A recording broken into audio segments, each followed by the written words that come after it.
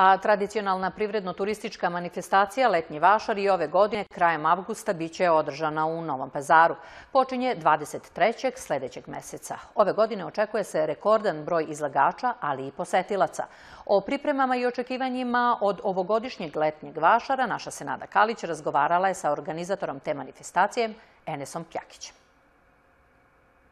Tradicionalno i ovog leta u Novom Pazaru biće održan Letnji vašar, velika privredna, ali slobodno možemo reći i turistička manifestacija koja će upravo na ovom mestu u i ispred dvorane Pendik u Novom Pazaru okupiti veliki broj izlagača i prodavaca, a sigurni smo i rekordan broj kupaca.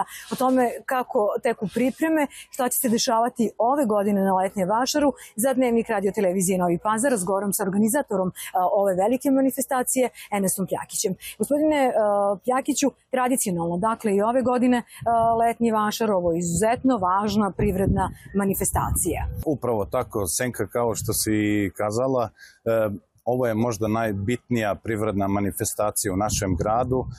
U stvari nije možda, nego sigurno je najbitnija iz prostog razloga zato što mi tu imamo fokus na naše proizvođače, a istovremeno upravo, kao što si rekla, tu dolaze i turisti.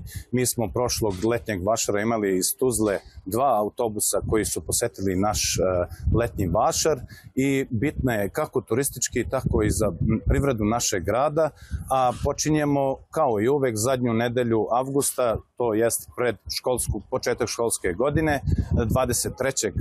počinjemo, 27. naveče se završava vašar i ono što je najbitnije bit će isto radno vreme od 10 do 21 čas i mi se naravno radujemo, tu su nam došli i naši ljudi iz dijaspore i oni uvek dođu posete naš vašar i očekujemo veliku posetu kao i svake godine. Gospodine Pjakiću, da li su već počele prijave izlagača i kada će ljudi zainteresovani da učestvuju na ovom sajmu moći da se prijave i saznaju detalje vezane za ovu manifestaciju? Svi zainteresovani će moći da se jave već od utorka naredne nedelje i moći će da potraže svoju kvadraturu na našem vašaru.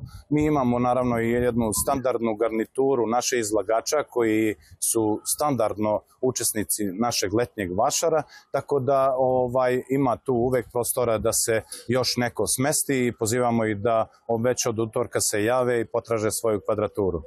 Da li će i ove godine vašar biti zamišljen kao i prethodnih u dvorani Pendik, ali na ovom platovu ispred? Upravo tako kao i svake godine, znači radimo unutrašnji deo dvorane Pendik, tako i na parkingu ispred dvorane će biti instalirani štandovi i to je najbitnija stvar. Možda ne bi bilo loše da naglasim to, već znaju svi, ali eto da kažem opet, i uvek imamo taj humanitarni karakter. Nakon završetka vašara svi izlagači daju prilog i mi to prosleđujemo otvorenoj ruci s kojom imamo već višegodišnju saradnju.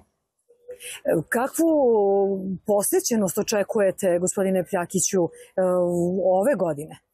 Pa mi uvek očekujemo da to bude veći i veći broj u odnosu na prethodni, ali mi konstantno stvarno imamo dobru posetu na Letnjem vašaru, to je uvek neki rekordi se postižu i mislim da sada su nam se kockice poklopile tako što će biti tu i dijaspora i taman počinjemo kada dolazi taj drugi talas i obuhvatit ćemo, da kažemo, sve. Tu imamo standardne kupce sa Kosova, imamo iz unutrašnjosti, dolaze svi, tako da očekujemo uvek dobru posetu na vašaru. Dakle, da još jednom podvučemo, izuzetno važna privredna manifestacija kako za naše izlagače, prodavce, ali izuzetno važna za ljude koji će se spremati onako s kraja leta, početkom jeseni. Upravo tako, roditelji kupuju deci ovde po povoljnim cenama za početak školske godine sve što im je potrebno. Mi imamo naravno ovde